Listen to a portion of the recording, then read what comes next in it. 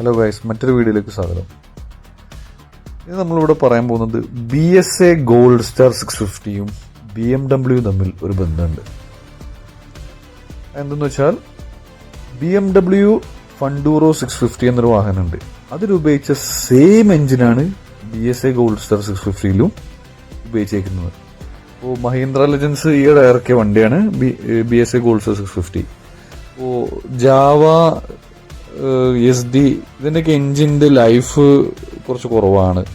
അപ്പോൾ ആ ഒരു എന്താ പറയുക, ആ ഒരു ഭയം വെച്ചിട്ടാണ് നിങ്ങൾ ഈ BSA ഗോൾഡ് സ്റ്റാർ 650നെ സമീപിക്കണമെങ്കിൽ അതിൻ്റെ ഒരു ടെൻഷനേ വേണ്ട. കാരണം ഈ എൻജിൻ എന്ന് പറഞ്ഞാൽ BMW 650 എൻജിൻ എന്ന് പറഞ്ഞാൽ ഒരു ബുള്ളറ്റ് പ്രൂഫ് എൻജിനാണ്. അത്യാവശ്യം ലോങ് ലൈഫുള്ളൊരു എൻജിനാണ്.